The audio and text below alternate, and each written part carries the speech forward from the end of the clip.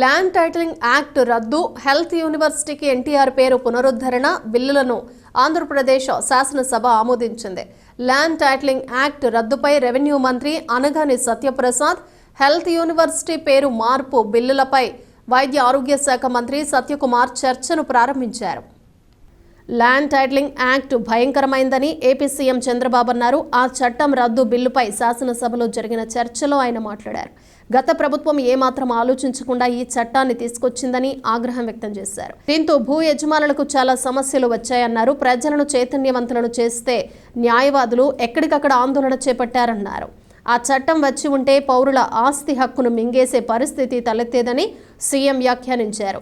మంత్రులను మాయ చేసేలా కొందరు అధికారులు సమాచారం ఇస్తున్నారని అసెంబ్లీ లాబీలో చర్చ జరిగింది. దీనిపై డిప్యూటీ సీఎం పవన్ కళ్యాణ్, మంత్రి డోలా బాల వీరాంజనేయ స్వామి మధ్య జరిగిన సంభాషణలో పలు విషయాలు చర్చకు వచ్చాయి.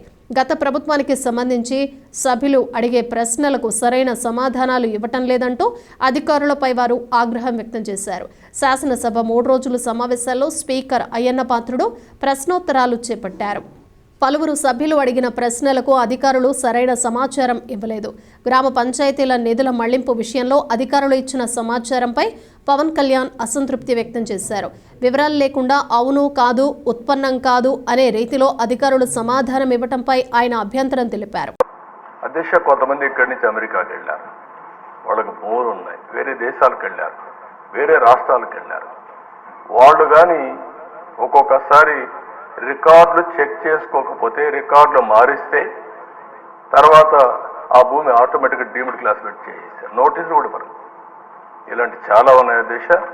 ఏది ఏమైనా మేము చెప్పిన తర్వాత చాలా స్పష్టంగా హామీ ఇచ్చాం.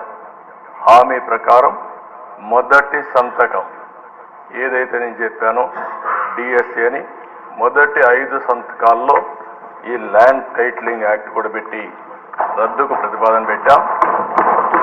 మొదటి క్యాబినెట్లో దీన్ని ఆమోదించాం. మొదటి అసెంబ్లీలో దీన్ని మళ్ళా ఈ చట్టాన్ని రద్దు చేయడానికి ఇది ప్రవేశపెట్టాం.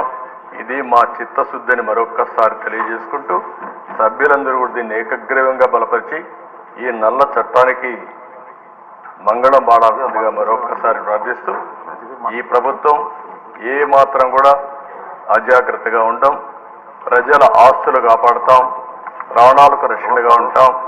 ఇలాంటి చట్టాన్ని ఎట్టి పరిస్థితుల్లో ఆమోదించమని మరొకసారి తెలియజేసుకుంటూ